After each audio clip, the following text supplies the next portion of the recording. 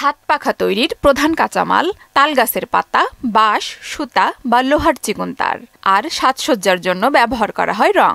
এসব ব্যবহার করে নারীরা তৈরি করছেন হাত পাখা। শিশুরাও পড়াশোনার পাশাপাশি পাখা তৈরিতে সময় দিচ্ছেন বাবা মাকে। পাখা তৈরি করে অনেক পরিবারে ফিরে এসেছে আর্থিক সচ্ছলতা। পাখা তৈরির প্রধান কাঁচামাল তালপাতা পিস প্রতি কেনা হয় 5 থেকে 8 টাকা দরে, আর একটি বাঁশ কেনা হয় 150 টাকা থেকে 200 টাকায়। প্রতি পিস পাখা তৈরিতে খরচ পড়ে 6 থেকে 8 টাকা। পাইকারি প্রতি পিস বিক্রি হয় 12 থেকে 14 টাকায়। ওয়ালটন ফ্রিজ কিনে অনেকের মতো আপনিও হয়ে যেতে পারেন মিলেনিয়াল। সেরা পণ্যের সেরা অফার। আর খুচরা বাজারে 18 থেকে 20 টাকা দরে। গরম যত পড়বে যত পাহাড় চাহিদা বেশি হবে। পাহাড় সেলাই করা অতিরিক্ত খাপ নিয়ে আসে।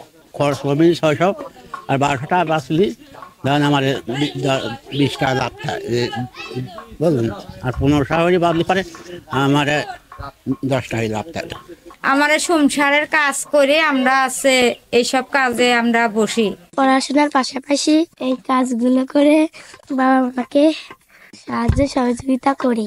200 টাকার 500-700 টাকা কামাই হয়, ওদের বছর ফল খায় মানুষ হয়। গ্রামীণ নারীদের তালপাতার হাত পাখা তৈরিতে প্রশিক্ষণ দেওয়ার পাশাপাশি সহযোগিতা দেওয়ার কথা জানালেন উপজেলার এই 2 কর্মকর্তা। যদি ওনারা আসে আমি ওনাদের সাথে এই বিষয়ে আলোচনা করব এবং কখন আসতে হবে, ঋণ কখন আবেদন করতে হবে, আমি এই বিষয়ে ওনাদেরকে বিস্তারিত জানিয়ে দেবো। তালপাখা বিক্রি করে যারা জীবন ধারণ করছে বা যারা এই পেশায় ব্যস্ত থাকছে তারা যাতে এই তালপাখাগুলো আমাদের এই কৃষ্টি কালচার যাতে মানুষের মধ্যে ছড়িয়ে দিতে পারে।